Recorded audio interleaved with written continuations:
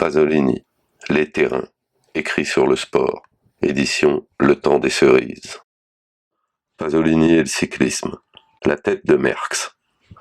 À propos de nationalisme, ne serait-il pas temps de nous considérer comme des citoyens transnationaux même en tant que sportifs ? À cause du nationalisme, nous, Italiens, avons perdu par exemple le plaisir d'assister pleinement à l'ascension et à la grandeur d'un cycliste tel que Rick Van Looy. Il s'est affirmé en dehors de notre participation directe, à la dérobée par fragments, en clignotant comme un météore n'émettant pas la belle, rassurante, agréable lumière d'une étoile fixe. Comme sportifs, nous sommes des spectateurs, et comme spectateurs, nous avons besoin d'étoiles fixes.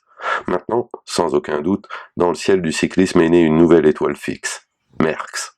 Les journaux italiens ne nous joueront pas le mauvais coup de nous empêcher de jouir de cette étoile. Je désire que les journaux annoncent en gros caractères les victoires, ou plus précisément les triomphes, des grands champions sur 5-6 colonnes, de la même manière qu'ils annonçaient les victoires, les triomphes, de Bartali, de Coppi et dernièrement de Gimondi. Nous sommes des consommateurs de voitures, de films, de livres étrangers. Quel mot idiot! Pourquoi ne pourrions-nous pas être des consommateurs de triomphes cyclistes étrangers? C'est vrai, nous avons les ombres sacrées de nos grands du cyclisme à défendre, mais une telle attitude de Vestale nous empêche de profiter de la vie qui parfois s'incarne aussi dans des champions qui en sont donc des drapeaux, qui en disent la vitalité et qui nous la communiquent. Il n'est pas question d'établir si Merckx est plus grand ou moins grand que Coppi. Merckx et Coppi ne sont pas deux gâteaux. Le fait est que maintenant, il y a Merckx. C'est lui l'explosion de vitalité. Cela, personne ne pourra le nier. Une vitalité débordante, mais pas du tout informe. Pourquoi, je le répète, ne devrait-on pas se faire plaisir en le soutenant, c'est-à-dire en s'identifiant à celui qui gagne, d'autant plus qu'il a, comme d'ailleurs tous les cyclistes, une tête si sympathique. Ce sont les dernières années de ce sport paysan et prolétaire. Pourquoi se créer des inhibitions et des difficultés, au lieu de profiter des petites satisfactions que ce sport nous procure? Il Chaos Tempo, 10 mai 1969. Les victoires de Merckx sont des scandales.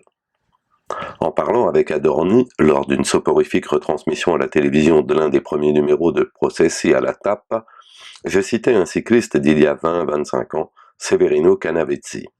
Dans ma rubrique Il Chaos, Tempo numéro 1 1969, je racontais comment, en allant assister à un match de football au stade de Turin, avec Mario Soldati, je m'étais rendu compte que rien n'avait changé autour de moi dans un stade durant un match de première division, par rapport à ce que je voyais 25 ans plus tôt, lorsque j'étais un véritable habitué du stade communal de Bologne. Le sport quand j'étais encore un garçon et le sport aujourd'hui. Qu'est-ce qui n'a pas changé et qu'est-ce qui a changé? Rien n'a changé, tout a changé. Cette contradiction, les athlètes, footballeurs, cyclistes, la vivent dans leur corps. Par corps, j'entends un lieu, un siège, et en même temps l'instrument d'une technique. Que le lecteur curieux lise l'anthropologue Mauss et ses notes sur les techniques corporelles. Le livre est édité chez Einaudi. Je m'explique. Je remarquais au cours de l'émission Processi alla Tappa la présence physique des cyclistes, émouvante, adorable, mais vulgairement interviewée. Les journalistes sportifs à la télé m'excuseront s'ils sont mes amis. Et cependant, triomphante, malgré la vulgarité de l'interview, comme Charlot sur ses patins au bord du précipice. Qu'il ne tombe pas! Non, il ne tombe pas, car il est innocent. Et dans cette innocence, il y a un idéalisme qu'aucun esprit réducteur, sarcastique, rigolard, sadique, petit bourgeois de la télévision ne pourrait même fêler. Il y a Dancelli qui, affligé comme un gamin, voit les injustices du monde de manière claire et humble sans capituler, mais sans pour autant se mettre en colère ni devenir arrogant. L'intelligent Taccone, qui peut-être à cause de ses origines méridionales, à la différence de Dancelli, se sent obligé d'aller plus loin dans la critique. Non seulement il lutte, mais de plus, il essaie de prendre conscience des termes réels de cette lutte. J'ai utilisé non sans raison une terminologie proche de l'UNITA. Et je n'oublie pas les 3 coéquipiers, naturellement anonymes, questionnés à propos de je ne sais plus quel problème de ravitaillement. Leur étonnante résignation aux cruelles et stupides règles du jeu, leurs modestes ambitions, surtout celles du jeune garçon toscan qui vivait le rêve justement comme dans un rêve. Or, j'avais accepté de participer à l'émission Processi alla Tappa, invité par ses organisateurs, pour une seule raison, parce qu'on m'avait dit que je discuterais avec Merckx au sujet du rapport entre nationalisme et sport, que j'avais esquissé dans une note, toujours ici dans Il Chaos, Tempo numéro 191. Je ne sais pas pour quelle raison, sans qu'on m'avertisse, sauf au dernier moment, Merckx a été remplacé par Adorni. le seul visage petit bourgeois, quoique gracieux, parmi tous les sympathiques visages populaires des cyclistes. Adorni, c'est sûr, fera plus carrière dans la télévision que dans le cyclisme. Aussi a-t-on parlé de tout et de rien, c'est-à-dire de rien du tout.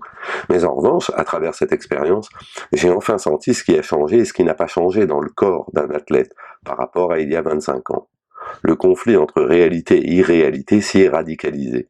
La réalité est existentielle, avec ce qu'il y a de beau et ce qu'il y a de mauvais. Chez les coureurs cyclistes, qu'ils soient ouvriers ou paysans, prévaut ce qui est beau, innocent. Et s'il y a une conscience de classe, comme chez Taccone, elle est dépourvue de toute agressivité stupide. L'irréalité, c'est la culture bourgeoise de masse, avec ses médias. Eh bien, chez Dancelli et Taccone, figures humaines en chair et en os, le conflit entre ces deux mondes éclate. Leur sympathie humaine reste jusqu'à présent ineffaçable. Pourtant, quelque chose tend violemment à la supprimer. Et eux, ils le sentent. Ils ne le sentent peut-être que par rapport aux injustices pratiques quotidiennes. Ils n'osent pas dire la vérité sur leur situation pratique. Ils y font seulement allusion. S'ils en parlaient, ils feraient quelque chose d'inconvenant par rapport à l'écran télé et à leurs employeurs. L'athlète n'a qu'une seule manière de réaliser pleinement sa liberté, lutter librement pour gagner. Les victoires semblent, au contraire, conditionnées par une volonté répressive qui humilie les coureurs. D'un point de vue physique, donc, ils sont les mêmes qu'il y a 25 ans, mais leur rapport réel avec nous a irrémédiablement subi un processus d'aliénation et de falsification. Merckx est un très grand champion, car il gagne indépendamment de tout cela. Le corps de Merckx est plus fort que la consommation que l'on en fait. Les victoires de Merckx sont des scandales. Il Chaos, Tempo, 7 juin 1969.